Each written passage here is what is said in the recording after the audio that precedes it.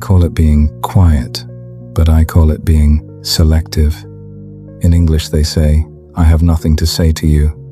But in poetry we say, I choose to wrap my words in silence, for your heart has lost the frequency to hear the truth of my soul. In English they say, I'm fine alone. But in poetry we say, I have finally learned that my own company is a sanctuary, not a prison. Is your silence a sign of peace or a sign of being tired?